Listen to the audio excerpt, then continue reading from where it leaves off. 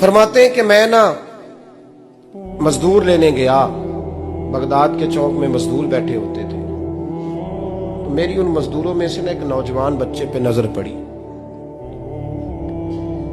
بڑا کمزور سا وجود تھا لیکن چہرے پر عبادت کا نشان تھا، ماتھا بتاتا تھا کہ نماز کا بڑا خیال رکھتا ہے۔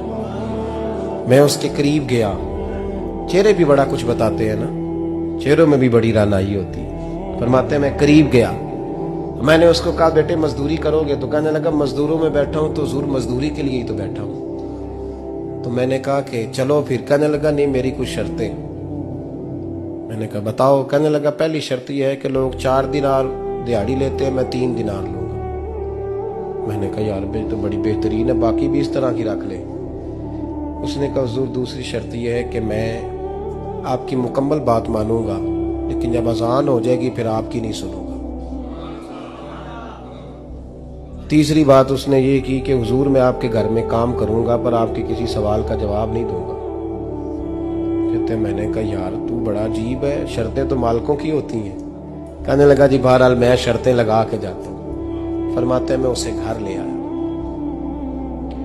کام میں نے اس کو بتایا تو جو کام مزدور سارے دن میں کرتا ہے نا اس نے 2 گھنٹے میں کر دیا۔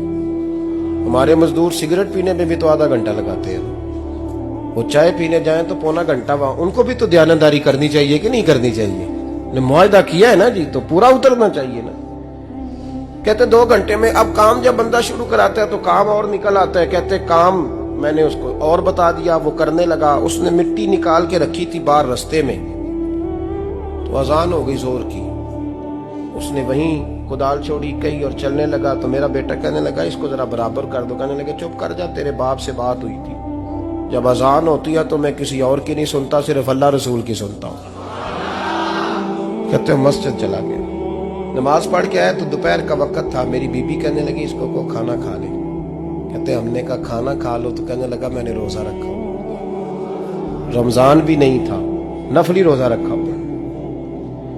فرماتے ہیں شام ہوئی، میں نے 3 دینار دیے تو میں نے کہا تیرا نام کیا ہے؟ کہنے لگا میں نے آپ سے کہا تھا میں کسی سوال کا جواب نہیں دوں گا۔ کہتے وہ چلا گیا۔ اگلے دن میں پھر لینے گیا اسے، کام کچھ اور نکل آئے تو لوگوں نے بتایا وہ صرف ہفتے والے دن آتا ہے۔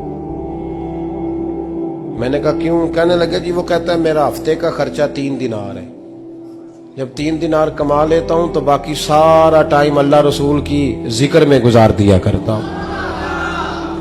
فرماتے ہیں عجیب۔ اگلے ہفتے میں پھر لینے گیا، میں نے پورا ہفتہ انتظار کیا کہ کام اسی سے کرانا ہے۔ میں جب گیا تو میں نے کہا چلو، کہنے لگا میری شرطیں یاد ہے نا؟ اور میں نے کہا یاد ہے بھائی ساتھ چل۔ فرماتے ہیں کام کرایا، 2-3 ہفتے وہ آتا رہا۔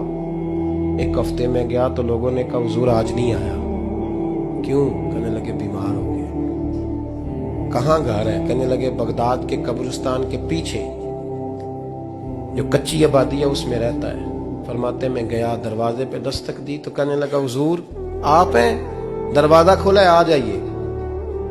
فرماتے ہیں میں اندر گیا تو میں نے کہا تمہیں کیسے پتا چلا میں آیا ہوں؟ کہنے لگا حضور اللہ والے ہو، آپ نہیں آنا تھا، ورنہ امیر تو غریبوں کا پتہ لینے کوئی نہیں آتے۔ کہتے میں